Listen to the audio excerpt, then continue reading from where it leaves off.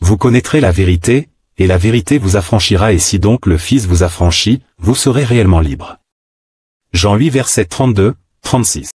Je vous salue tous, que la paix et la grâce de notre Adonai Yehoshua HaMashiach, Jésus-Christ vous soit totalement multiplié et j'espère que vous allez bien. Nous sommes là une fois de plus, tel qu'il est écrit dans Psaume chapitre 11, le verset 3, lorsque les fondements sont renversés, les justes, que feront-ils? Également, il est écrit dans Jude chapitre 1er, le verset 3, combattre pour la foi qui nous a été transmise une fois pour toutes. Dans cette vidéo, je vais vous démontrer les mensonges de chocolat de fille et vous allez comprendre avec moi et que chocolat de fille n'est qu'un manipulateur qui profite de l'ignorance des gens pour se faire passer à un sage.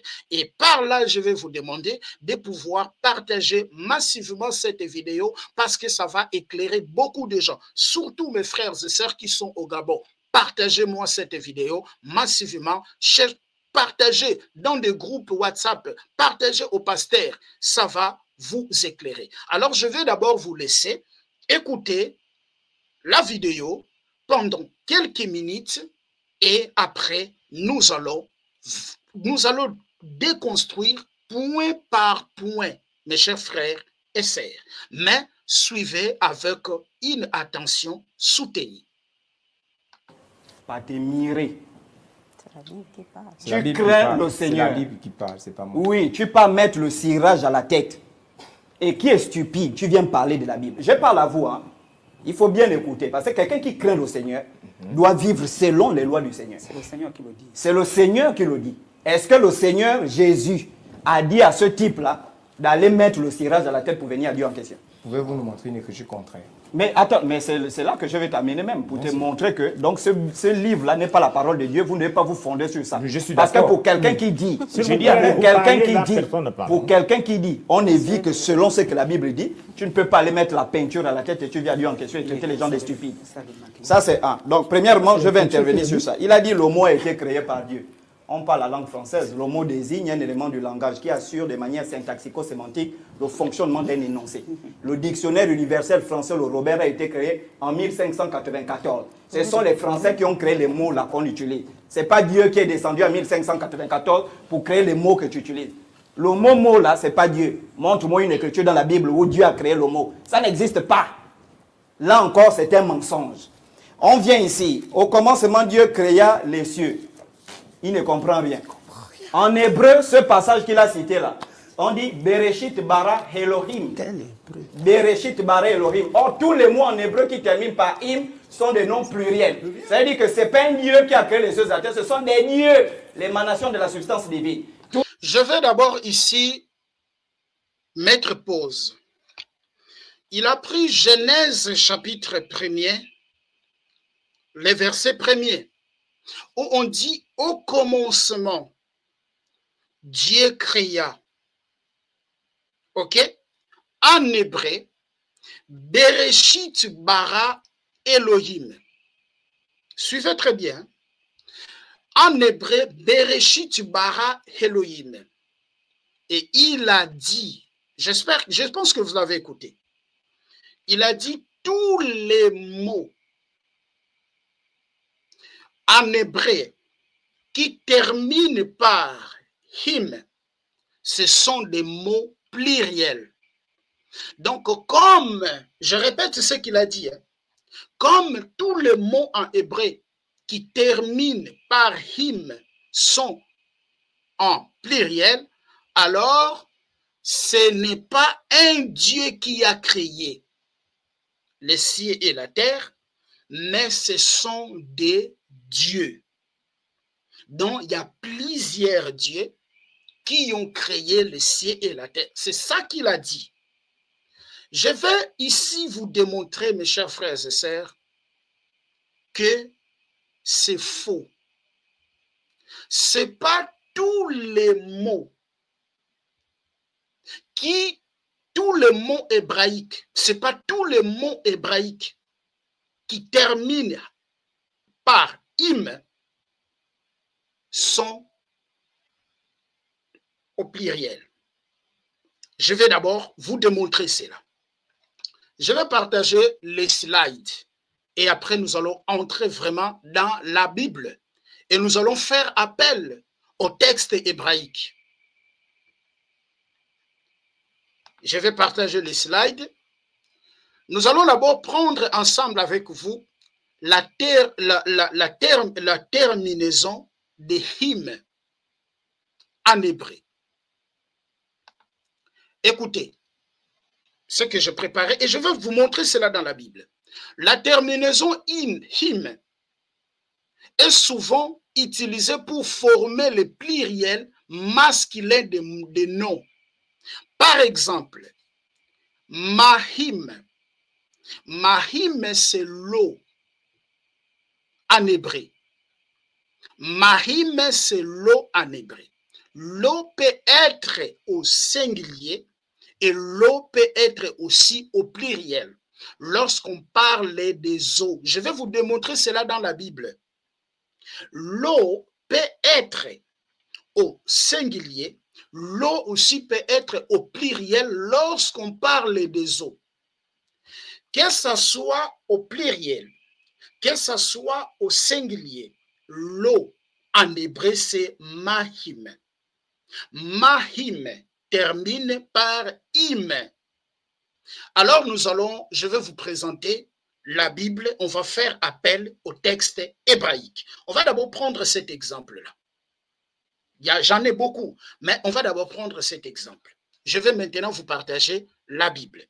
Retenez, hein, Genèse chapitre 1er, le verset 1er, Exode chapitre 30, le verset 20. Ce sont des textes que je vais vous démontrer que l'eau en hébreu, c'est mahim, que ce soit au singulier et que ce soit au pluriel. Mahim, vous voyez ici, c'est him à la fin. Regardez, je vous partage la Bible maintenant. Je vous partage la Bible. Je vais prendre Genèse chapitre 1er.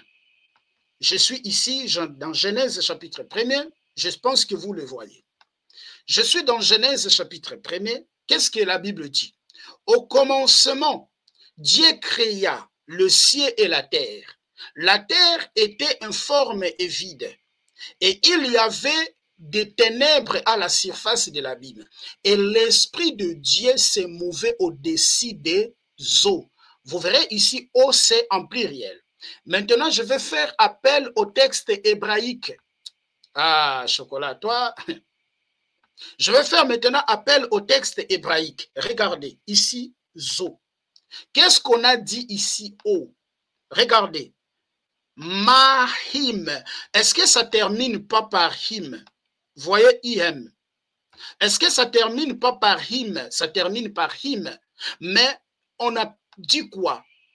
Dans la traduction, il y a des eaux, de l'eau, puis brevoir. Donc, ce n'est pas tous les mots en hébreu qui terminent par him. Ce sont des mots pluriels. Est-ce que vous avez vu? Mes chers frères et sœurs, ici, vous avez vu eau. On parle des eaux, ok?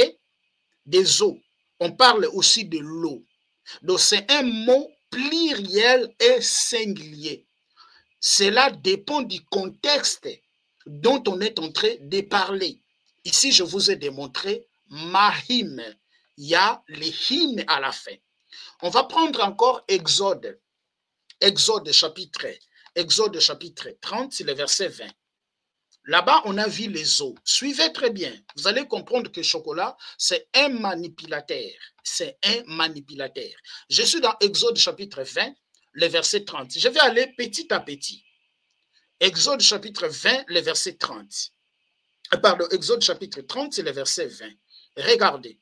Lorsqu'ils entreront dans la tente d'assignation, ils se laveront avec eau. Je vais prendre seulement eau. Vous verrez que les eaux là, ici on parle de eau, pas au pluriel, mais on parle de eau au singulier. Mais qu'est-ce qu'on a écrit ici? Mahim. Est-ce que je me fais comprendre? On a écrit ici mahim. Eau au singulier, pas au pluriel. Ça, c'est le premier point. Deuxième point, nous allons retourner dans les slides. Ça, c'est un live, ça, c'est une vidéo technique. Hein. Parce que c'est comme cela que le chocolat de fille, voilà, embrouille les gens. Parce que les gens ne connaissent pas ça. Comme les gens ne connaissent pas ça, et alors ils vont accepter. Deuxième exemple, je peux vous présenter. Est-ce que vous connaissez ce qu'on appelle, comment on appelle les ciels en hébreu? Le ciel en hébreu, c'est Shamahim. Le ciel en hébreu, c'est Shamahim. Le ciel, c'est un mot qui peut être au pluriel et qui peut aussi être au singulier. Avant que j'arrive à ces mots-là, au nom d'Élohim, le ciel, c'est un mot qui peut être au singulier comme au pluriel. Le mot ciel en hébreu, c'est Shamahim. Nous allons prendre Genèse chapitre 1er, le verset 2. On est d'abord dans Him. On est d'abord dans Him parce qu'il a enseigné, il a sémé les mensonges. Et les gens qui n'ont pas la connaissance, ils vont croire que tout ce qu'il dit là, c'est vrai. On va prendre, je vais retourner dans Genèse chapitre 1er. On va prendre les ciels. Genèse chapitre 1er. C'est pour cela que je dis la connaissance, elle est importante. Ne négligeons pas la connaissance. Ne négligeons pas la connaissance. Regardez. Au commencement, Dieu créa les cieux. Je vais d'abord commencer ici. Je vais prendre le mot cieux en hébreu. Regardez ici, on parle les cieux en pluriel. Hein? Les cieux en pluriel. Regardez très bien. Je vais faire appel au texte hébraïque. Créa le ciel. Je vais prendre les cieux. Vous verrez que le ciel ici, c'est les cieux, pardon, je vais prendre les cieux. Vous verrez que le ciel ici, c'est Shamahim. OK? Le ciel, c'est Shamahim. C'est un mot qui peut être au singulier. C'est un mot qui peut aussi être au pluriel. Parce qu'on a expliqué ici occurrence le cieux et le ciel. Est-ce que vous le voyez? Est-ce que vous le voyez? Shamahim, est-ce que Shamahim, c'est un mot qui termine par him? C'est un mot qui termine par him parce que c'est grave ce qu'il a dit. C'est grave ce qu'il a dit. Le Shamahim aussi termine par him.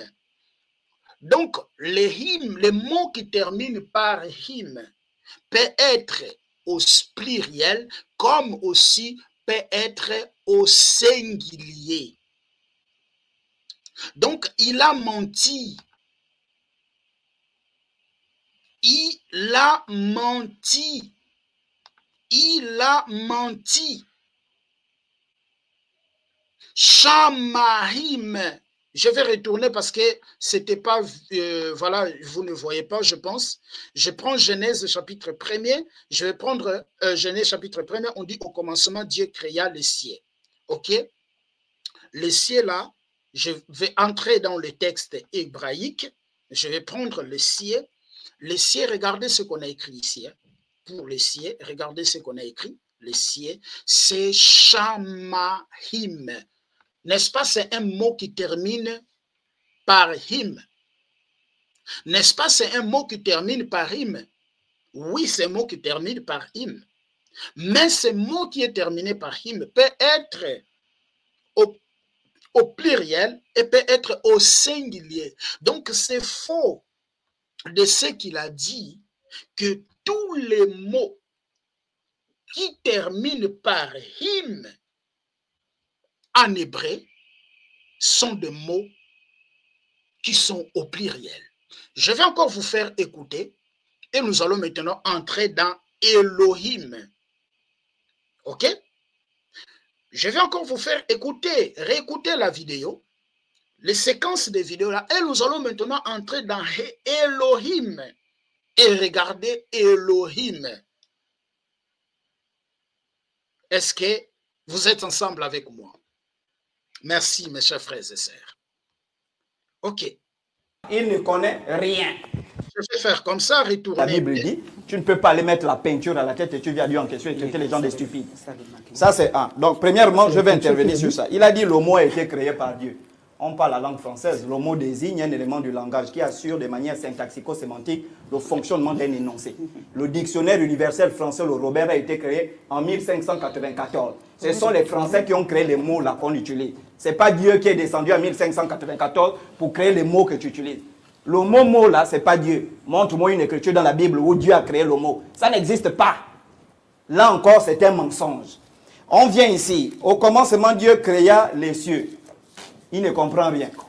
En hébreu, ce passage qu'il a cité là, on dit Bereshit bara Elohim. Bereshit bara Elohim. Or, tous les mots en hébreu qui terminent par im sont des noms pluriels. Ça veut dire que ce n'est pas un Dieu qui a créé les cieux et la terre, ce sont des dieux. Vous voyez la gravité de ça? Tous les mots qui terminent par im sont des mots en pluriel. Cela veut dire, ce n'est pas Dieu qui a créé, un Dieu qui a créé, mais ce sont des dieux. Est-ce que vous avez vu? Je vous ai démontré la différence. Je vous ai juste présenté des exemples de l'eau et le ciel. L'eau, mahim. Le mot l'eau, mahim, peut être au singulier, peut aussi être au pluriel. Je vous ai démontré tout à l'heure le ciel. Le ciel en hébreu, c'est Shamahim. Lui, il pense que les chrétiens sont des... Je ne sais pas, il n'y a pas de chrétiens qui lisent, il n'y a pas de chrétiens qui font des recherches. Il y a pas, lui, c'est ça qu'il pense même dans sa tête. C'est ça qu'il pense dans sa tête. Attention. Attention, mon frère. Attention. Attention. Attention. Il faut toucher à d'autres choses, mais pas toucher à la foi. Si tu touches à la foi, mes chers frères et sœurs, ah non, si tu touches à la foi, on s'élèvera, on s'élèvera. Je vous ai démontré le ciel. En hébreu, c'est Shamahim. C'est un mot qui termine par im. Peut être au singulier, comme aussi ce mot peut être au pluriel. Je vous ai ici démontré. Maintenant, on va aller dans le mot Elohim. OK? On va aller dans le mot Elohim. Est-ce que ce sont des Elohim qui ont créé le ciel et la terre? Ou c'est un Elohim sans S qui a créé le ciel et la terre? Nous allons faire le même exercice qu'on vient de faire tout à l'heure. OK, mes chers frères et sœurs, je vous partage mon slide parce que j'ai tout préparé. Voilà. Alors, on a dit, cependant, tous les mots qui terminent par him ne sont pas nécessairement des pluriels. Je vous ai démontré quelques exemples. On a pris Genèse chapitre 1er où on dit au commencement Dieu créa le ciel et l'esprit de Dieu se mouvait au-dessus des eaux. Je vous ai démontré l'eau, Maïhim, les eaux, Maïhim. On est allé dans Exode chapitre 30, le verset 20. On a vu là-bas, on parle de l'eau, pas au pluriel.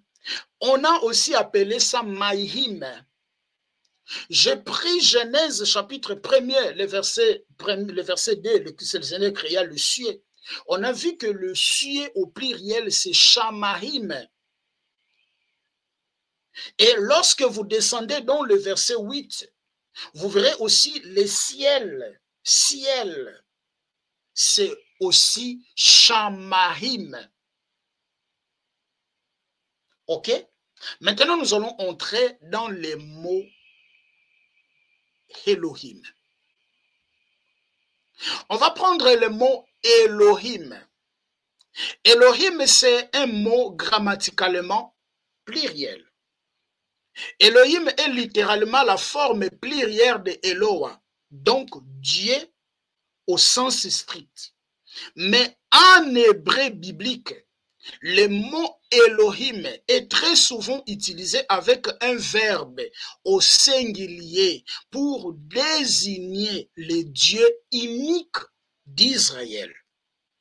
Ça d'abord dans mon slide.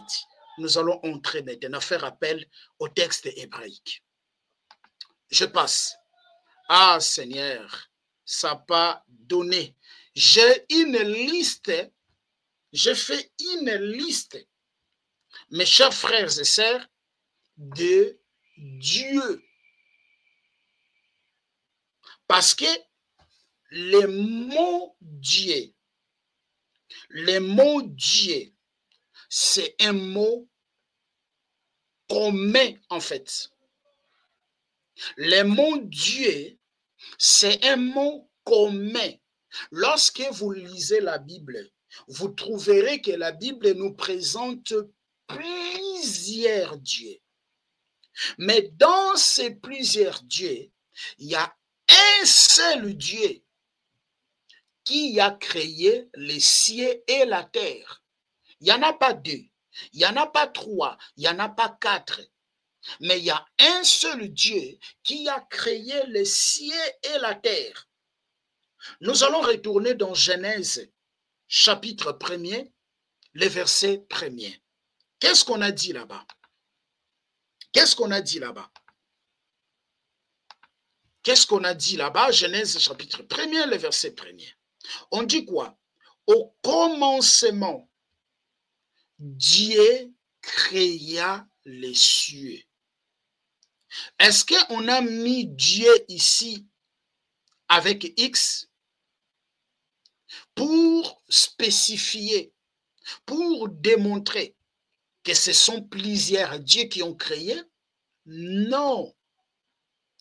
Est-ce que les gens qui ont écrit, tout ça, ce sont des bêtes? Ce sont des gens qui n'ont pas étudié? Chocolat de fille a plus la connaissance que ces gens-là? Non. On n'a pas mis ici X. Parce que lorsqu'on vient ici, l'Esprit de Dieu se mouvait au-dessus des eaux. O avec X. Mais ici, on n'a pas mis Dieu avec X. Mais Dieu. Elohim avec E majuscule, avec 2 majuscules. Regardez maintenant. Lorsque l'homme avait péché, après, quand l'ennemi est venu pour séduire la femme, qu'est-ce que le serpent avait dit? Dieu sait que le jour où vous allez manger cette fruit-là, vous deviendrez de Dieu. Regardez ce qui est écrit ici. Le serpent était le plus rusé de tous les animaux de champ que l'Éternel Dieu avait créé. Ici, on dit Dieu au pluriel. Et il a dit à la femme, Dieu a-t-il réellement dit, on va passer vite. Voilà, le verset 5. Mais l'homme sait que, mais Dieu sait que, je vais le sélectionner, après on va faire appel au texte hébraïque. Mais Dieu sait que le jour où vous en mangerez, vos yeux s'ouvriront et que vous serez comme deux dieux. Est-ce que vous le voyez? Ici, c'est au pluriel. Ici, c'est au pluriel. Vous serez comme de Dieu, connaissant le bien et le mal. Mais au départ, on nous dit, les serpents étaient le plus rusé de tous les animaux de champ que l'Éternel Dieu avait fait. L'Éternel Dieu, ici, pour faire la différence, on met D en majuscule. Maintenant, nous allons entrer dans les termes, dans les termes hébraïques. Vous verrez qu'ici, on a mis Dieu en D majuscule. Ici aussi, on a mis Dieu, le petit Dieu. OK?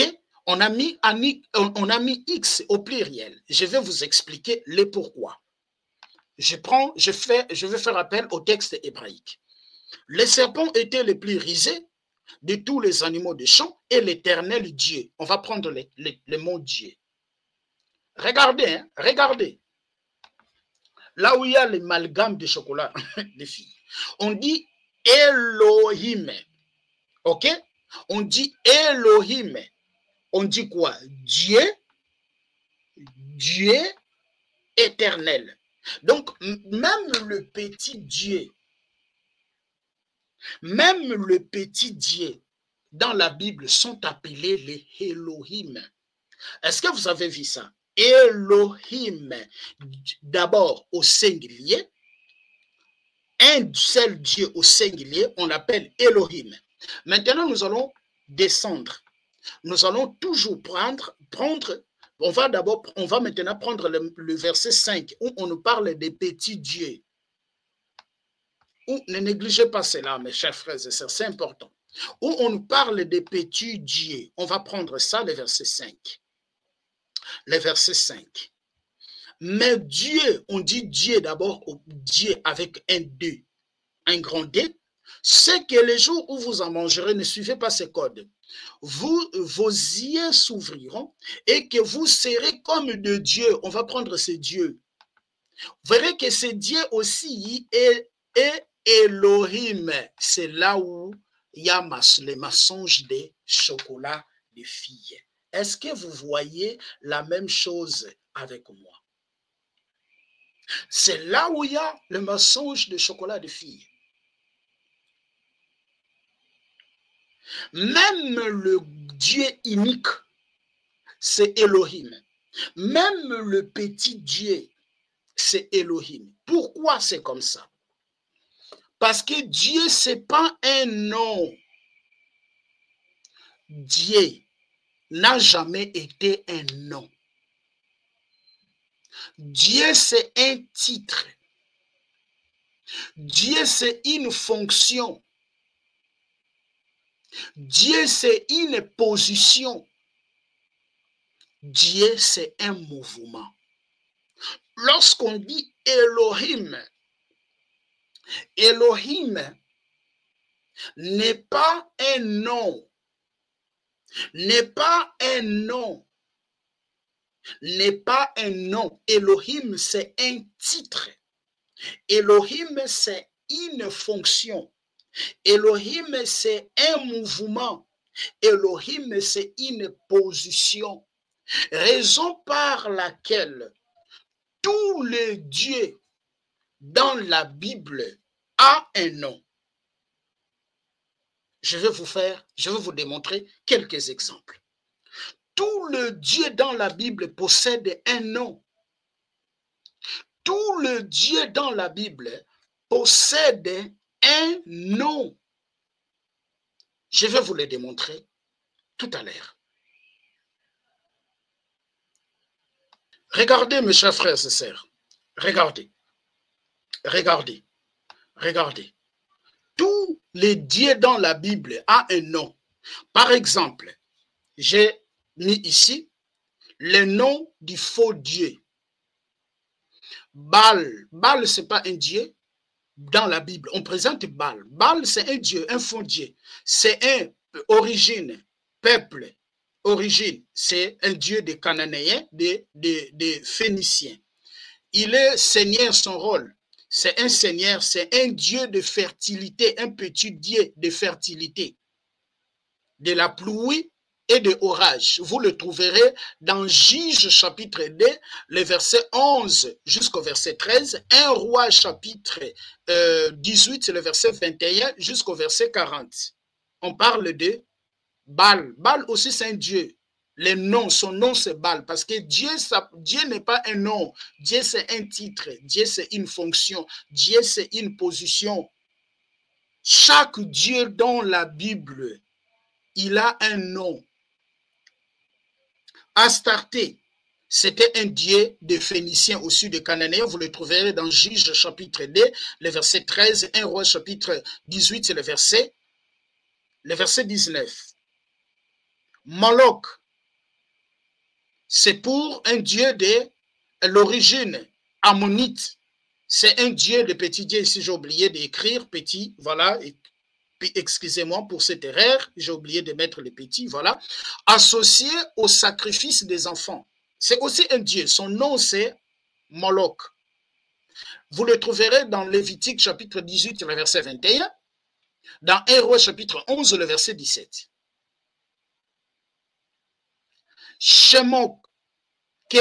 Kemosh, pardon, un dieu de Moabite, c'est un petit dieu national de Moab lié à la guerre. Vous le trouverez dans Nombre chapitre 21, le verset 29, 1 Roi chapitre 11, le verset 17.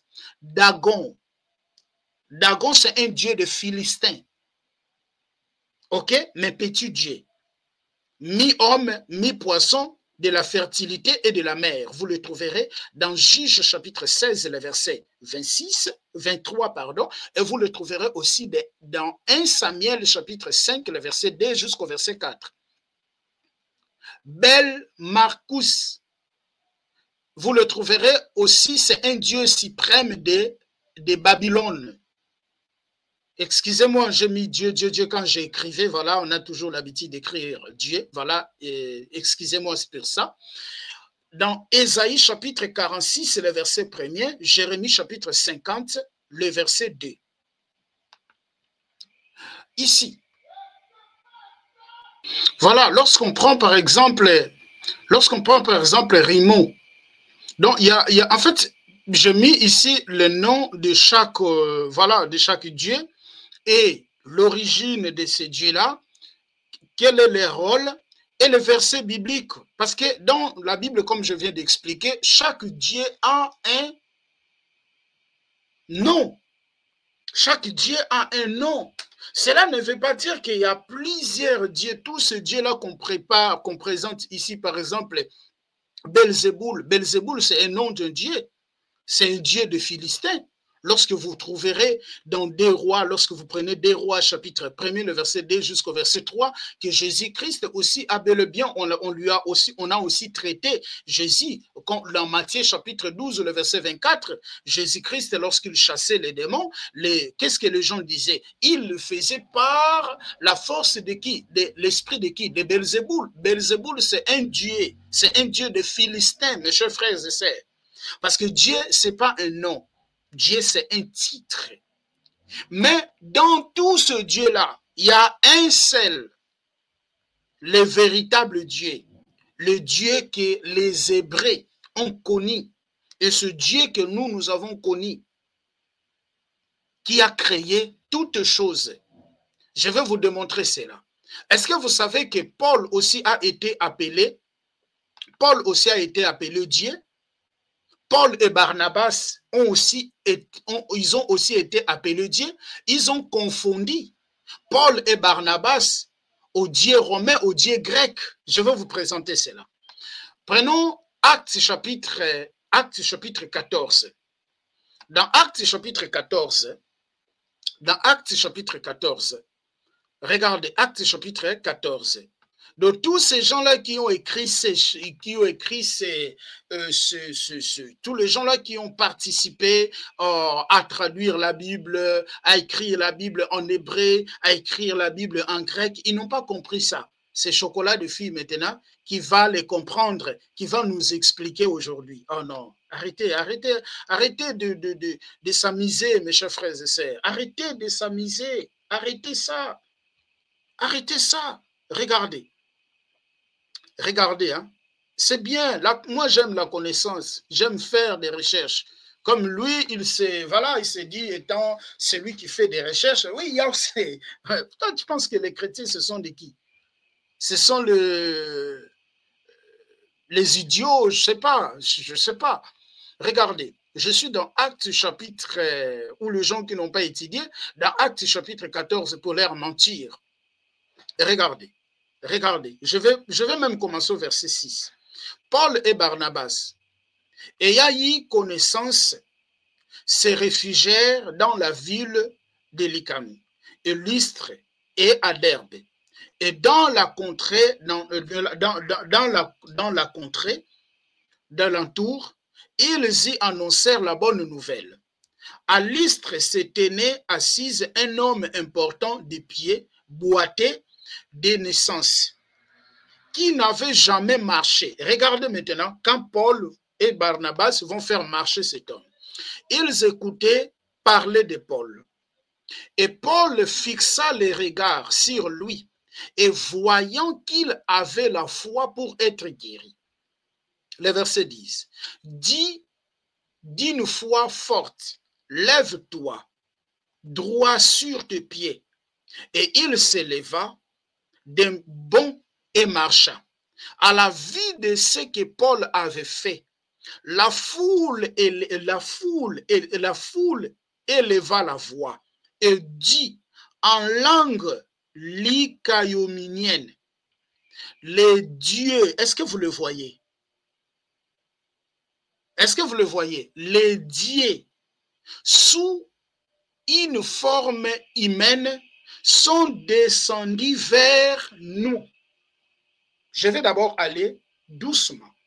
Lorsqu'ils ont vu les miracles qu'avait fait Paul, ils ont dit, les dieux sont descendus vers nous. Les dieux sont descendus vers nous sous une forme humaine. Le verset 12 maintenant. Il les appela Barnabas, Jupiter. Je vais vous démontrer, c'est Jupiter. Et Paul, Mercure. Jupiter, c'est le nom d'un dieu. Mercure, c'est le nom de Dieu. Parce que c'était lui qui portait la parole. Qui portait la parole, c'était Paul. C'est pour cela qu'on appela Paul Mercure et Barnabas Jupiter. Le verset 13. Quand vous allez faire les débats, il faut chercher la connaissance, mes chers frères et sœurs. Le verset 13.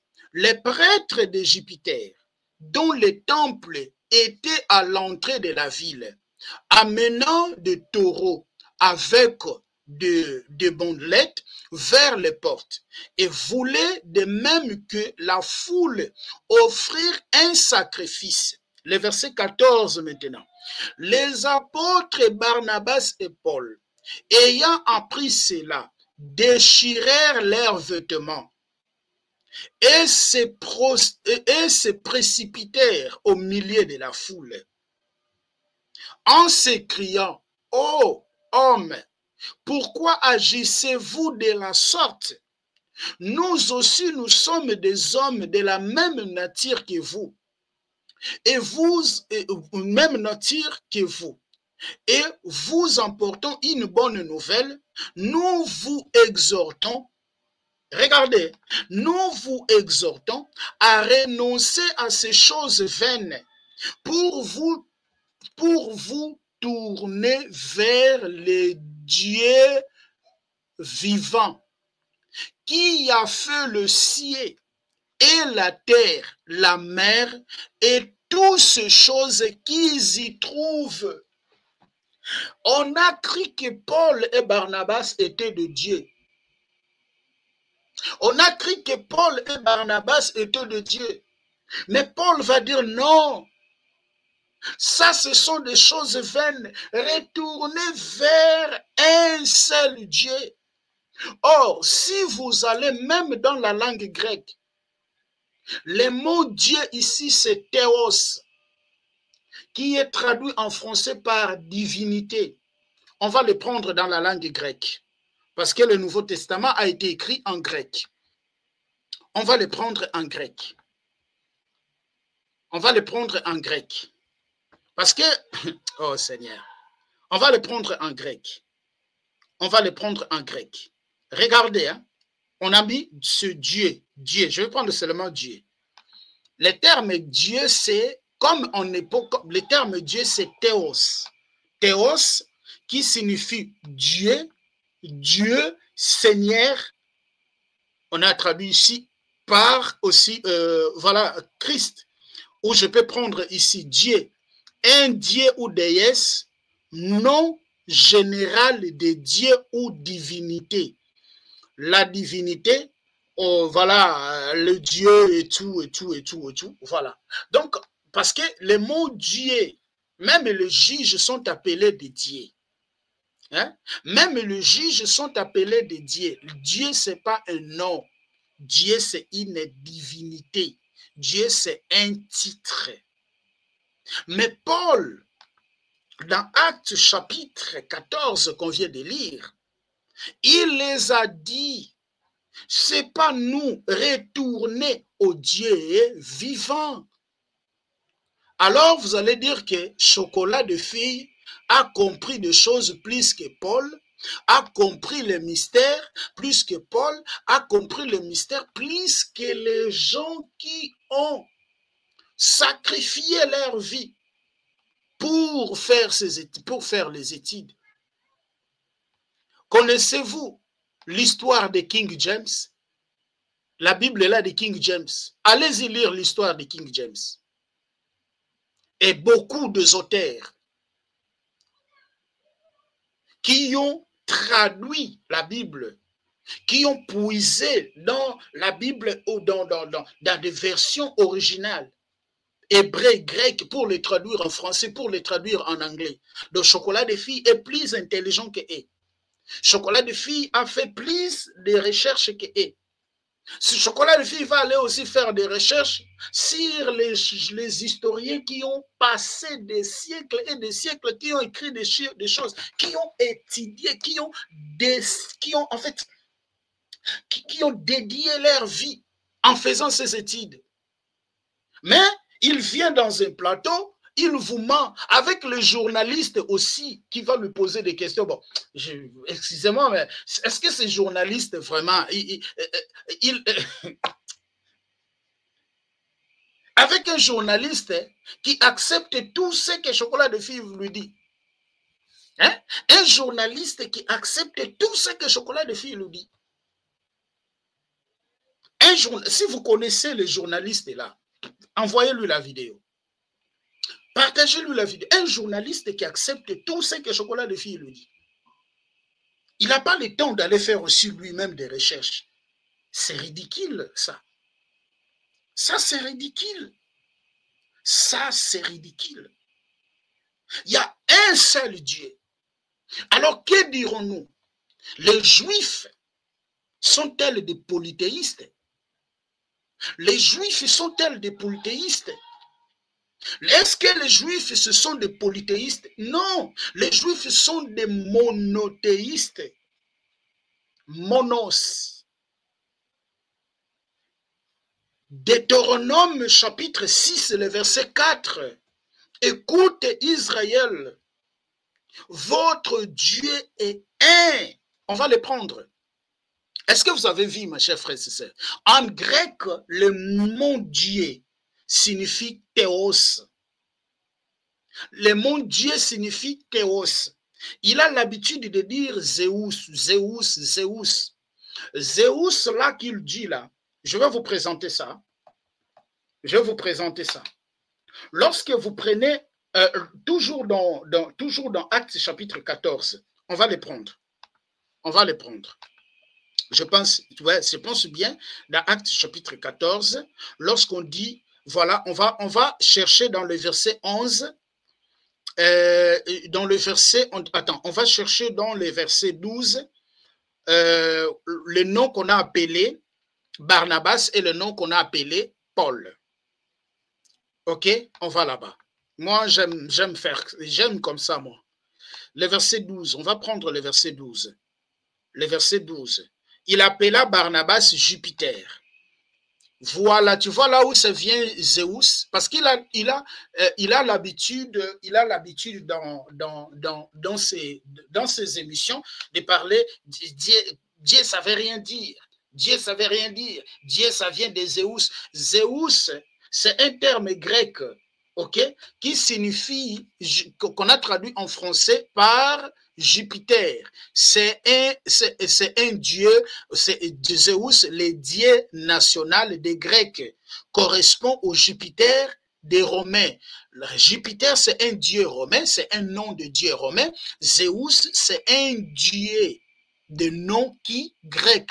Mais le Dieu qu'on a mis, celui qui a créé toutes choses, quand dans Actes chapitre 14, le verset 15, où Paul a dit non, ne donnez pas le sacrifice à nous, nous sommes des hommes comme vous. Retournez, nous sommes des hommes comme vous, mais on vous exhorte à renoncer à ces choses vaines pour vous retourner vers le Dieu vivant. Les mots Dieu vivant là, c'est pas Zeus. Les mots Dieu vivant là, c'est Théos. Je vais le prendre ici à côté. Ah Seigneur, merci, sois glorifié. Chocolat de filles démasquées. Ah voilà. Je suis dans Actes chapitre 14. Il y a encore beaucoup de choses que je vais vous présenter. Hein. Il y a encore beaucoup de choses que je vais vous présenter. Il y a encore beaucoup de choses que je vais vous présenter. Et ça, ce sont des armes. Je vais vous présenter beaucoup de choses. Ce sont des armes pour les gens qui ont l'habitude de faire les débats avec lui.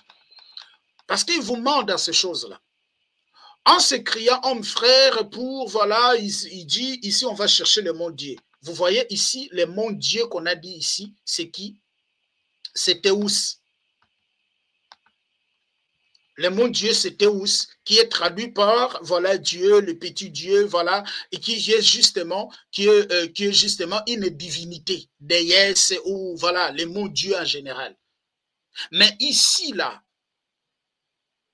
c'est Zeus. Zeus qui est le dieu national des Grecs, parce que les Grecs aussi, ils avaient leur dieu. Zeus signifie traduit, c'est le père des secours.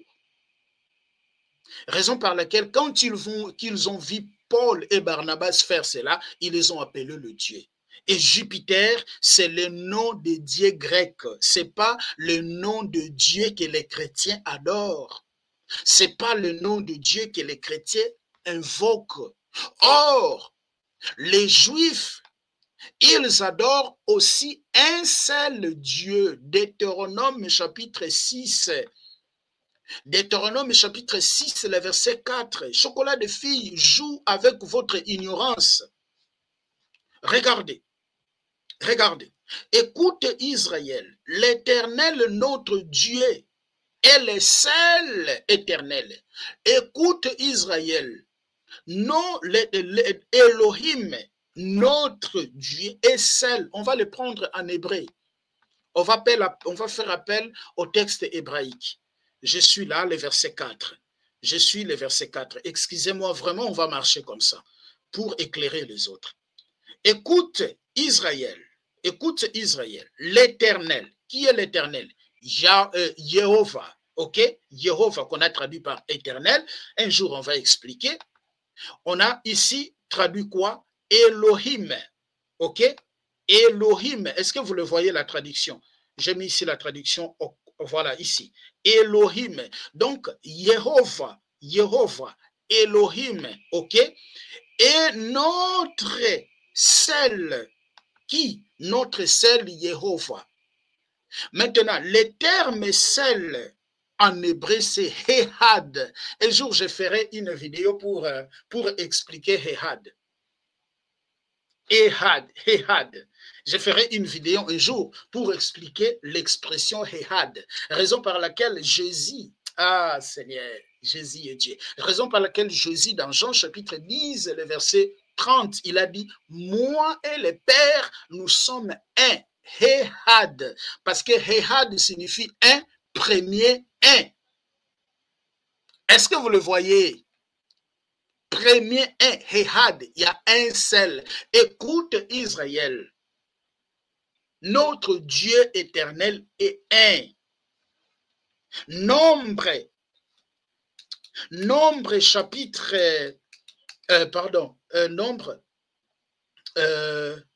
lorsque vous lisez Malachie chapitre 2, les versets 10, qu'est-ce qu'on a écrit? N'avons-nous pas un seul Dieu? N'avons-nous pas un seul Père qui a créé toutes choses? Hein? Mais Chocolat de Fille vous dit, il y a plusieurs dieux. Et le journaliste est en train là, et il est en train de rigoler en fait. Il est en train de rigoler. Pour lui, Chocolat a dit la vérité. Oh non, arrêtez ça. Même si on n'a pas besoin, on ne peut pas poser des questions, mais on doit quand même corriger quand les choses ne sont pas comme ça, parce que ça, c'est ridiculiser votre émission. Ça, c'est ridiculiser votre émission. Je suis dans Malachie chapitre 2, hein, je vais vous présenter là. Malachie chapitre 2, les versets disent, regardez ce qui est écrit. Regardez ce qui est écrit. N'avons-nous pas tous un seul Père? N'est-ce pas un seul Dieu qui nous a créés? Pourquoi donc sommes-nous infidèles l'un envers les autres en profanant l'alliance de notre Père?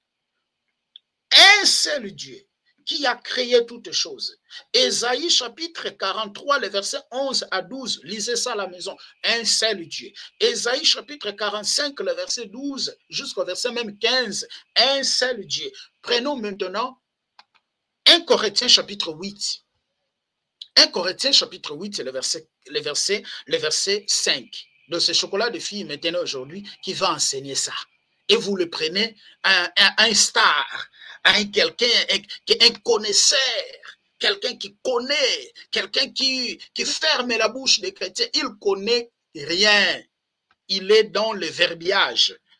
Ah, voilà, il est dans le verbiage. Il est dans les verbiages. Vous allez dire, allez faire les débats avec lui.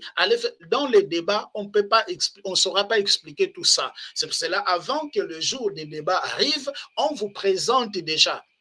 On vous présente déjà, vous qui le suivez. Regardez, 1 Corinthiens chapitre 8, la partie de son verset 5.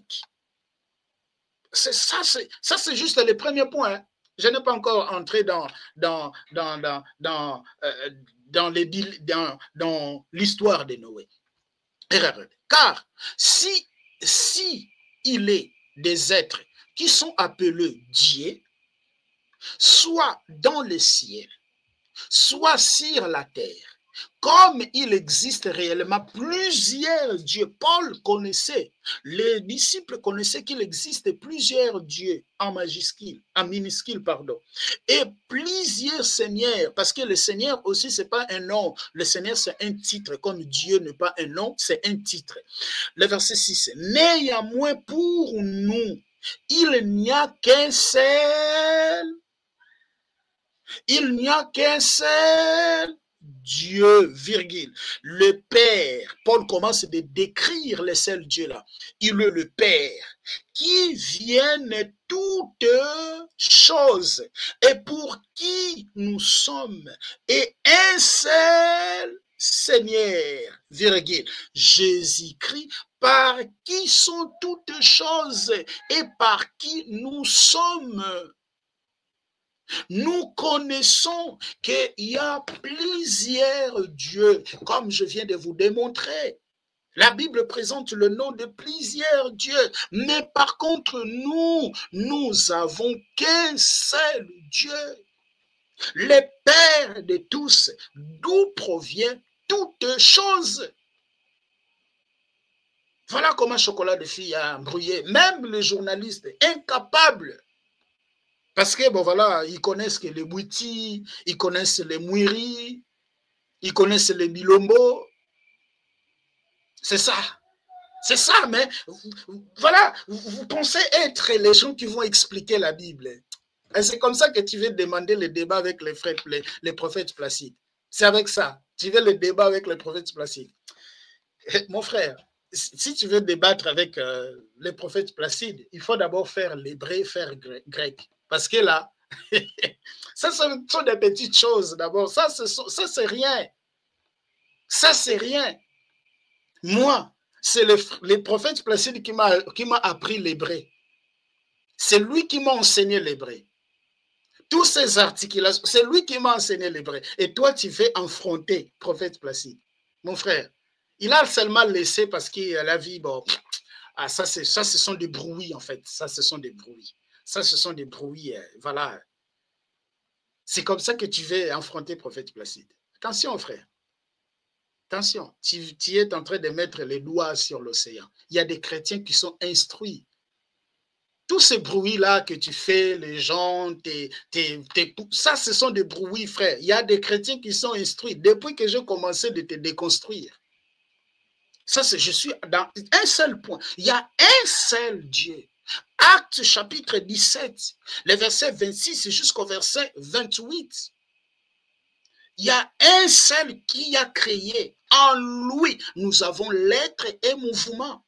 Cette doctrine-là que toi tu enseignes là, de plusieurs dieux, c'est une doctrine qui vient des kabbalistes. Toi, tu penses que nous ne savons pas. On le sait. La doctrine de plusieurs Elohim, c'est une doctrine kabbalistique. C'est une doctrine mystique qui n'a rien à voir.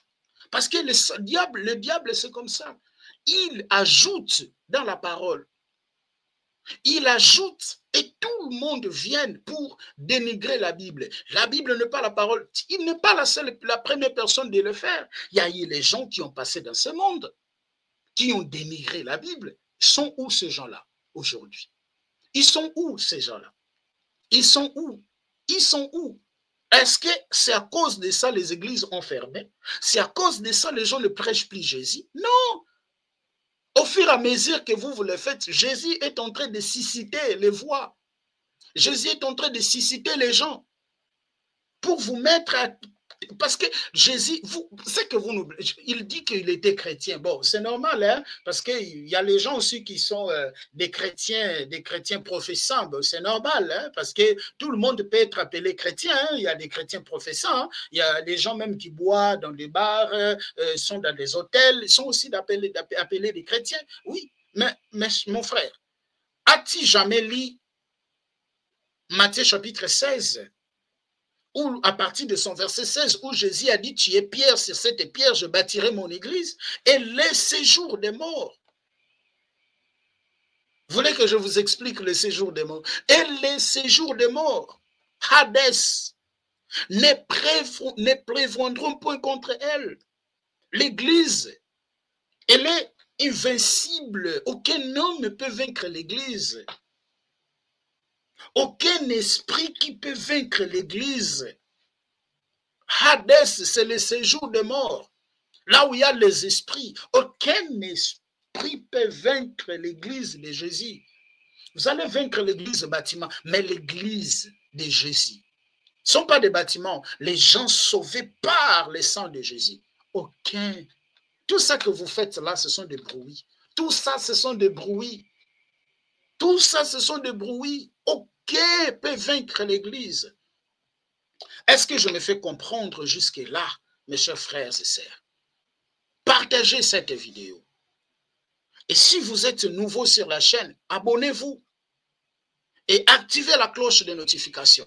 Pas parce qu'on cherche la visibilité, mais on veut que les gens comprennent ces choses. Parce que mon peuple périt par manque de connaissances. Lorsqu'on n'a pas la connaissance, on va croire à tout, comme le journaliste là, qui fait avec lui le débat, qui dirige le débat, qui oriente le débat, il croit à ces mensonges. Ce sont des choses simples.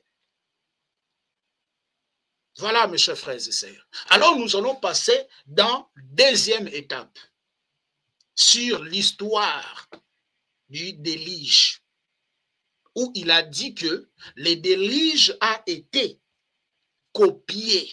L'histoire des déluges de Noé a été copiée dans la Bible. Donc là, il est en train d'insulter, premièrement, pas seulement s'attaquer à la Bible, mais il est en train d'insulter l'intelligence des gens qui ont sacrifié leurs moyens, qui ont sacrifié leurs biens pour nous faire parvenir à les écrits, ce que nous lisons, par les écrits, ce que nous lisons.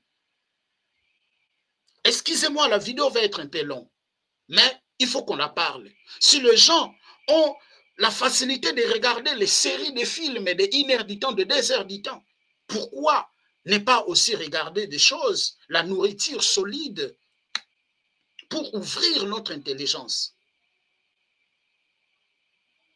La vidéo va être un peu longue, mais on va avancer. Je vais maintenant vous démontrer, déconstruire les deuxièmes bêtises qu'il a dit que l'histoire de Noé, je ne sais pas comment il fait ses recherches, L'histoire de Noé a été copiée. Vous savez copier. Copier, donc vous le prenez tel qu'il est et vous ne changez pas. En fait, si on a écrit D, toi aussi tu écris D. Si on a écrit B, toi aussi tu écris B. Si on a écrit C, toi aussi tu écris C. C'est ça qu'il a dit. Ça a été copié. Je vais vous faire écouter encore la vidéo. J'en ai beaucoup de choses qu'on doit parler, mais je ne pourrai pas dans une même vidéo, sinon on fera 10 heures du temps. Une vidéo de 10 heures du temps, les gens ne vont pas, les gens vont se fatiguer. On fera même 1 heure quelque chose là et on reviendra. Je vais vous faire réécouter encore la vidéo. Tout ça, il ne connaît rien. Et qui est stupide? Tu viens parler de la Bible. Je parle à vous, hein. Il faut bien écouter, parce que quelqu'un qui craint le Seigneur doit vivre selon les lois du Seigneur. C'est le Seigneur qui le dit. C'est le Seigneur qui le dit. Est-ce que le Seigneur Jésus a dit à ce type-là d'aller mettre le cirage à la tête pour venir à Dieu en question? Pouvez-vous nous montrer une écriture contraire? Mais attends, mais c'est là que je vais t'amener même, pour te montrer que donc ce livre-là n'est pas la parole de Dieu, vous ne devez pas vous fonder sur ça. Je suis parce que pour quelqu'un qui dit, pour quelqu'un qui dit, on ne vit que selon ce que la Bible dit, tu ne peux pas aller mettre la peinture à la tête et tu viens à Dieu en question et traiter les gens des stupides. Ça c'est un. Donc premièrement, je vais intervenir sur ça. Il a dit le mot a été créé par Dieu. On parle la langue française. Le mot désigne un élément du langage qui assure de manière syntaxico-sémantique le fonctionnement d'un énoncé. Le dictionnaire universel français, le Robert, a été créé en 1594. Ce sont les Français qui ont créé les mots là qu'on utilise. Ce n'est pas Dieu qui est descendu en 1594 pour créer les mots que tu utilises. Le mot là, ce n'est pas Dieu. Montre-moi une écriture dans la Bible où Dieu a créé le mot. Ça n'existe pas. Là encore, c'est un mensonge. On vient ici. Au commencement, Dieu créa les cieux. Il ne comprend rien. En hébreu, ce passage qu'il a cité là, on dit Bereshit bara Elohim. Bereshit bara Elohim. Or, tous les mots en hébreu qui terminent par im sont des noms pluriels. Ça veut dire que ce n'est pas un Dieu qui a créé les cieux et la terre, ce sont des dieux, l'émanation de la substance divine. Tout ça. Vous voyez? Vous voyez? Il traite des frères les mensonges. Or, le plus grand menteur, c'est lui.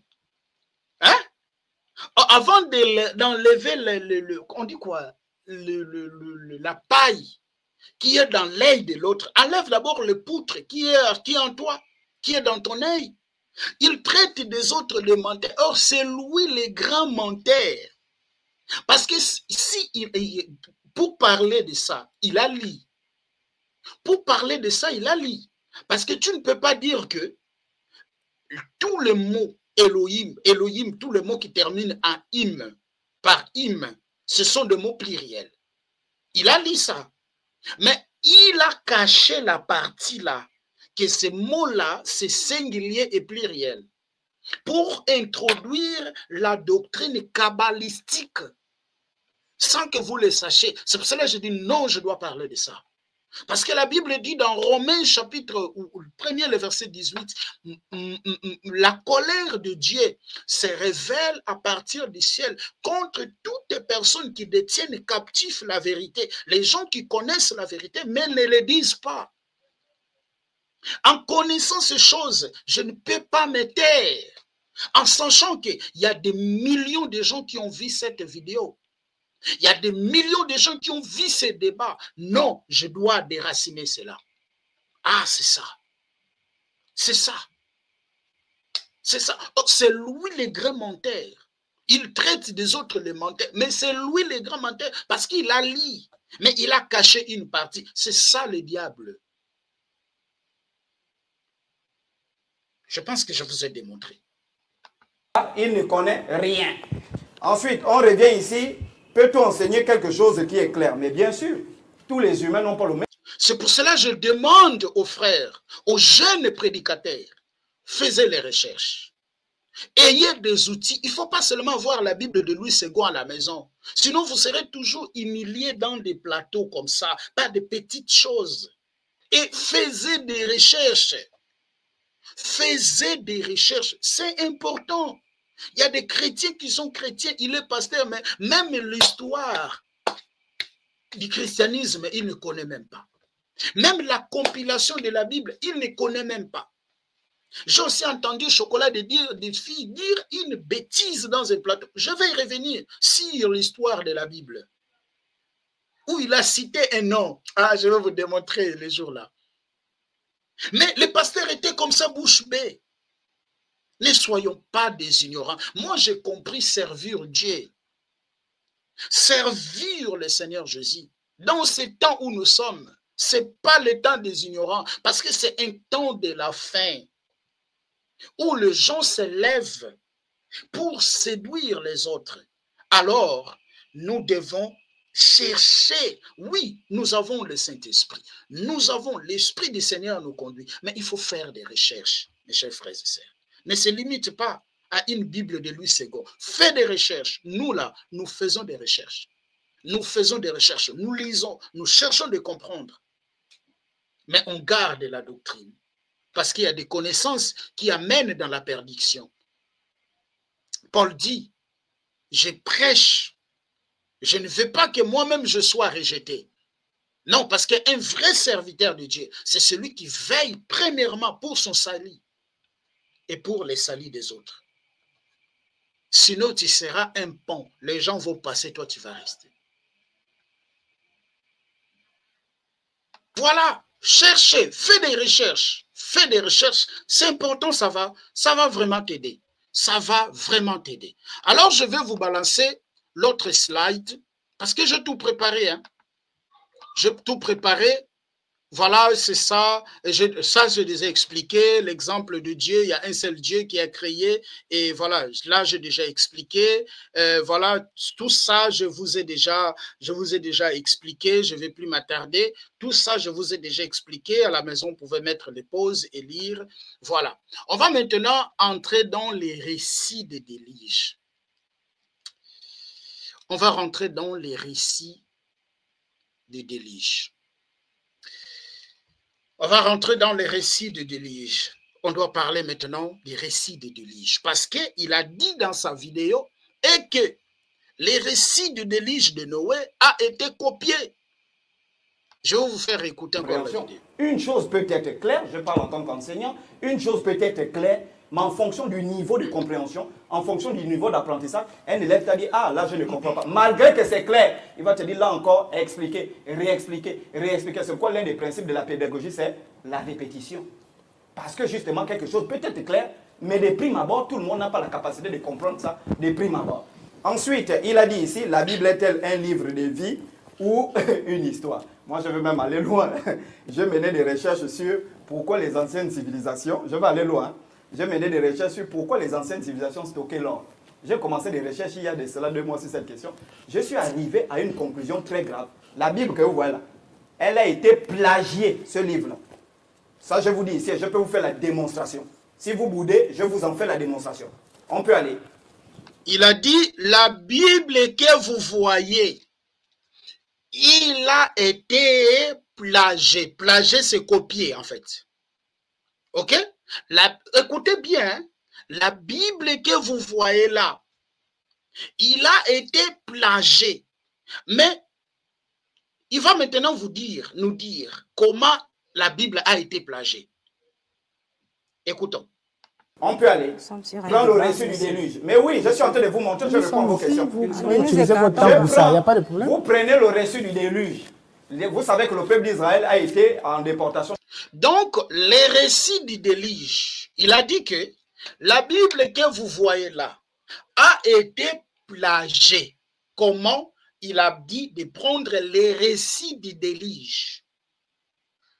Les récits du déluge, parce qu'il a expliqué que le peuple Israël a été en déportation, suivez très bien, a été en déportation où? En Babylone.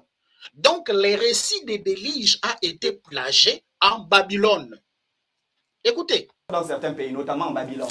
Et c'est en Babylone que la plupart des écrits de la Torah a été écrite en fonction des civilisations, des histoires qu'ils avaient trouvées.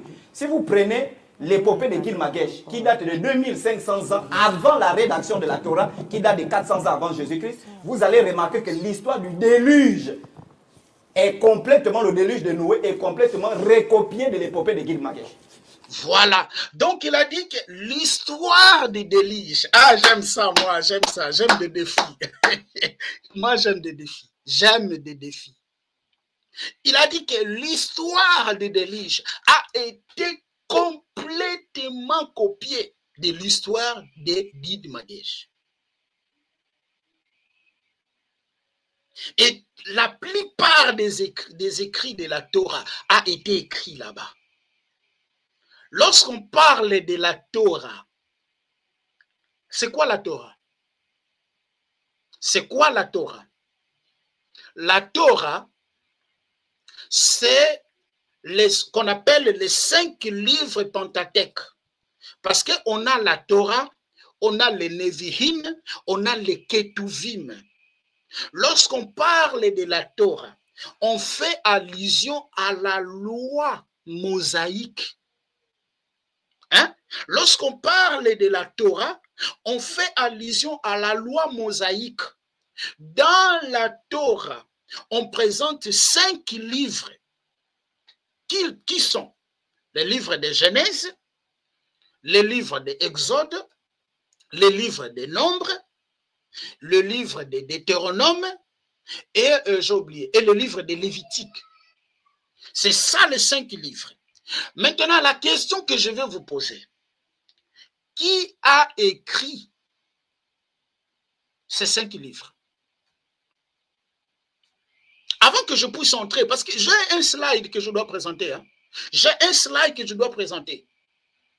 Parce qu'il y avait ce mythe-là aussi de Délige. Parce qu'il y avait les dieux aussi de Babylone. Il y a aussi une histoire semblable à l'histoire de Délige. Je vais vous présenter. Il y a aussi une histoire semblable de Guy Mahesh, quelque chose, de Guy Mahesh, les noms je ne prononce pas bien, de Guy Mahesh, une histoire aussi semblable d'un dieu aussi de Babylone, semblable à l'histoire de Délige. Mais avant que j'arrive là-bas, qui a écrit les 5 livres de la Torah? Est-ce que c'est en Babylone qu'on a écrit ces livres-là? Les 5 livres de la Torah, allez sur Google, faites des recherches, vous verrez qu'a été écrit l'auteur de ces livres, c'est Moïse. On l'attribue à Moïse. C'est Moïse qui a écrit ces livres.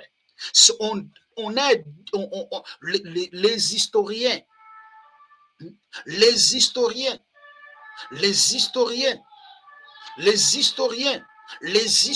qui ont fait des recherches, qui ont mené les archéologues, les historiens, ont attribué ces écrits à qui? À Moïse. Est-ce que Moïse était avec les enfants d'Israël en Babylone?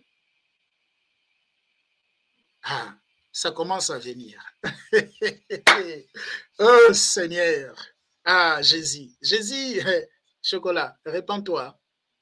Répands-toi. Répands-toi. Là, le diable t'a menti. Le diable t'a menti. Le diable t'a menti. Le diable t'a menti. Aie pitié de ton âme, frère. Si tu meurs aujourd'hui, tu iras où? Parce qu'il y a les salis, il n'y a aucun autre nom. Il n'y a que les salis au nom de Yehoshua.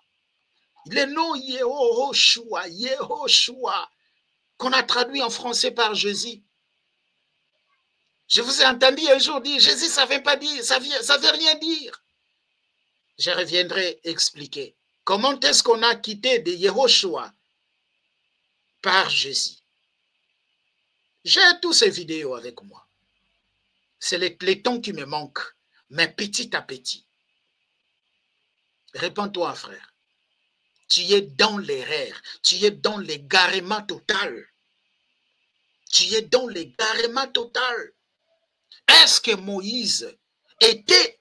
Regardez même l'histoire. Donc là, Chocolat, il est en train même d'insulter la sagesse des historiens qui nous ont expliqué des choses. Est-ce que Moïse était-il en Babylone? Est-ce que Moïse était-il en Babylone si Moïse même n'a pas entré dans le Canaan? On présente tous ces 5 livres a été écrit par Moïse. Les historiens place Moïse comme l'auteur de ces livres.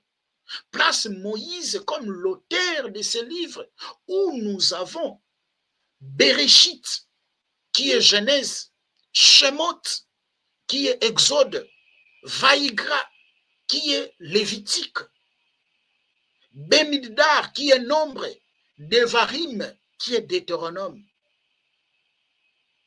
qu'on appelle par la Torah. On a Nevi'im. Nevi'im, ce sont les livres des prophètes, les écrits des prophètes. Ketuvim. Ketuvim, ce sont les psaumes.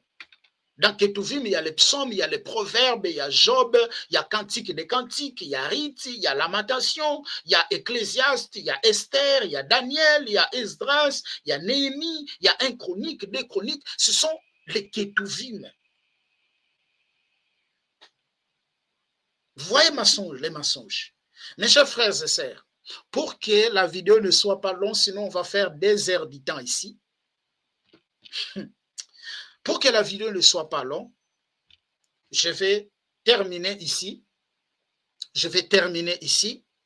Et dans notre deuxième partie, je parlerai maintenant sur les récits du déluge de Noé. Parce que j'ai déjà les slides, j'ai déjà tout préparé. Je vais vous expliquer comment cela s'est arrivé. Les Guy Marache là qu'il parle là, je vais vous expliquer qui il était, comment les Babyloniens ont conçu cette histoire. Est-ce que l'histoire des Babyloniens est pareille avec ce qui est écrit dans la Bible? Je vais vous démontrer cela.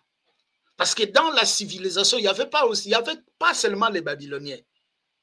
Il y a aussi ces récits-là chez les Grecs. Mais nous allons démontrer cela dans notre deuxième partie. Et après, ça poursuivra les troisième partie. Lorsqu'il parle de Esdras, lorsqu'il parle de Flavio Joseph, hein? On va y revenir. Ça, ce sont des clés, hein? Ça, ce sont des clés. Et veuillez partager ça. Surtout aux pasteurs. Surtout aux pasteurs. Mes frères et sœurs qui sont au Gabon, partagez ça. Partagez ça, surtout aux pasteurs. Dis, pasteur, écoute cette vidéo. Suis cette vidéo jusqu'à la fin. Et je vais faire d'autres vidéos pour donner des armes à nos frères. Peut-être n'ont pas le temps de faire ces recherches que nous faisons. Mais ça va vous aider. Ça va vous aider. Merci que le Seigneur Jésus-Christ vous bénisse abondamment. Personne ne peut vaincre l'Église. Personne ne peut vaincre l'Église. Je vais ici lancer le message à nos frères de la Ligue chrétienne. N'ayez pas peur. Nous sommes appelés à dénoncer les œuvres du ténèbre. Ah oui, c'est ça notre mission. Appelés de dénoncer les œuvres du ténèbre. Lorsque vous prenez Éphésiens chapitre 4, à partir de son verset 10 jusqu'au verset 15e, celui qui est monté, c'est le même qui est descendu. Il a donné le don aux hommes, apôtres, prophètes, évangélistes, pasteurs, docteurs. Pour le perfectionnement de ça, on nous explique les 5 objectifs par lesquels que le Seigneur nous a appelés. Mais afin, qu'est-ce qu'il a dit dans le verset 15 jusqu'au verset 16 d'Éphésiens chapitre 4? Afin que nous ne soyons plus des enfants flottant à tout vent de doctrine. Donc, ce que l'apôtre Raphaël est en train de faire, c'est biblique. C'est un apôtre. C'est un apôtre. Et un apôtre ne peut pas permettre ça. Un apôtre ne peut pas permettre ça. Parce qu'un apôtre, c'est quelqu'un qui veille sur la doctrine.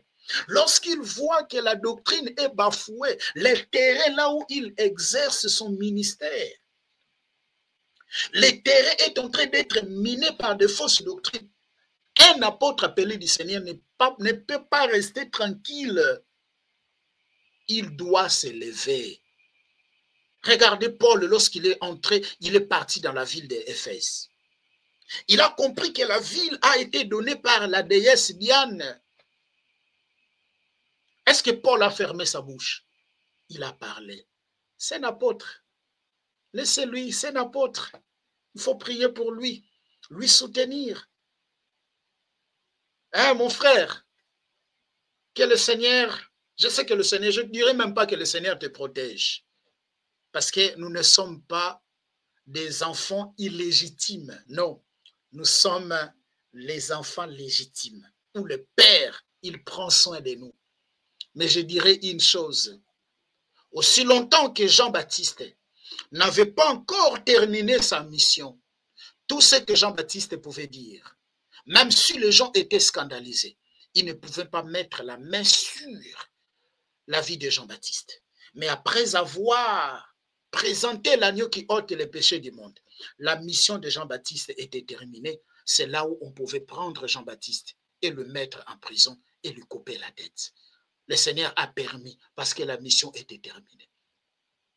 Paul, on pouvait lui lapider jusqu'à mort. Mais la personne qu'on a lapidée, on connaît la lapidation de ces temps-là. Paul se réveilla. Pourquoi? Parce qu'il était encore dans sa mission. Il était encore dans sa mission. On ne pouvait pas le tuer parce qu'il était encore dans sa mission. Dans Actes chapitre 28, Paul, après avoir échappé de naufrage, Paul, il a été mordu par le serpent. Mais comme il était dans sa mission, Paul ne pouvait pas mourir. Paul est resté vivant. Mais quand il a terminé sa mission, c'est là où maintenant on pouvait prendre sa tête et couper sa tête. Aussi longtemps que l'apôtre Raphaël est encore dans sa mission que le Seigneur lui a donnée, peu importe, personne, je déclare, je connais Jésus. Ah non, personne n'a la capacité, personne n'a le pouvoir de mettre sa main sur lui. Ils mettront leur main sur apôtre Raphaël lorsque sa mission va terminer. Il a terminé sa mission sur cette terre. Il est temps maintenant de partir. Et le Seigneur va le livrer entre les mains des impies. Mais aussi longtemps qu'il est dans sa mission, personne ne peut lui toucher. Personne ne peut lui toucher. C'est comme Jésus. Il entrait dans les temples, il parlait, les gens se scandalisaient. Il y a des moments, on voulait le saisir, mais ils n'ont pas pu le saisir.